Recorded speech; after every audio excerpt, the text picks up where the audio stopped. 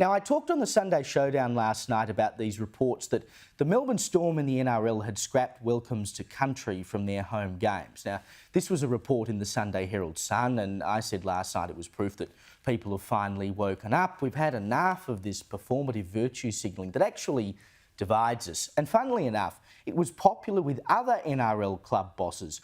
One was quoted in the paper saying, "Good on Melbourne Storm. The Storm are located in the heartland of the AFL, who are so woke." Melbourne probably felt they had to do it at every game when they didn't. I mean, heck, you could have knocked me over with a feather. Finally, a bit of common sense out of these sporting leagues. But I had to laugh today because the Storm, of course, have since come out to clarify what's actually happening here. Now, yes, they are cutting back on welcomes to country. Good on them, fair enough. They'll do about 3 a year. But they're also doing some sort of cultural planning review for next year, which will consider, and I'm not joking here, having acknowledgments not just for Indigenous people, but people from Tonga, Samoa, Fiji and New Zealand. And for the Kiwis, there might even be a haka. I mean, for heaven's sake.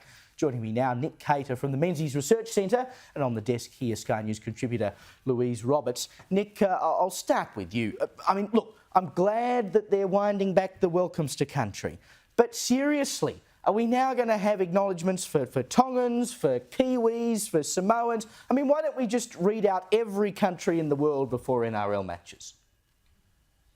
Yeah, it's hard, isn't it? They're trying to wean themselves off woke. They're trying to go cold turkey, but finding it difficult. So they think, well, we'll just have a little bit of woke just to guide us through. No, you really just have to say no to the lot and recognise that the diversity, equity and inclusion narrative is just the old revolutionary new left narrative from the 1960s in a slightly more palatable form. This thing has got a terrible intellectual history, and what it does, of course, is employ thousands of people, tens of thousands of people, probably hundreds of thousands of people, you know, administering diversity. So they're not going to let go of this under any circumstance, which I guess they've been putting the pressure on the Melbourne Storm, and why the Melbourne Storm now seem to be winding back. I'd advise them not to. I have a hunch, I haven't done the survey, but I have a hunch that 99% of Melbourne Storm fans are sick of welcome to country and just want to get on with the game. Well, I trust your polling a bit more than some of the others I read sometimes, Nick. But I think what this actually exposes, and I'll give them the credit that they're winding back the welcomes to country. That is a good thing. But I think what it exposes, the idea that you're going to have these acknowledgements for all these different cultures, is just how ridiculous the acknowledgement to country, as it's applied in almost every circumstance now, was in the first place. Because now we're saying, oh, well, you know, there are actually lots of other cultures that are contributing to our game and our country, etc. And surely they are also deserving of recognition.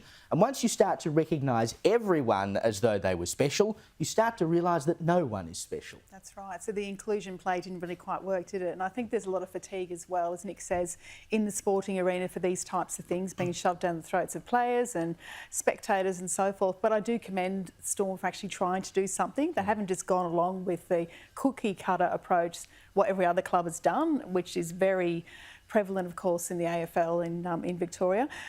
So if they can find something which is a sweet spot between the fans and the spectators and the players, then good on them. But at least they're doing something. They're not just going with the flow. Yes, well, let's hope they adopt a bit of common sense in this review that they're doing.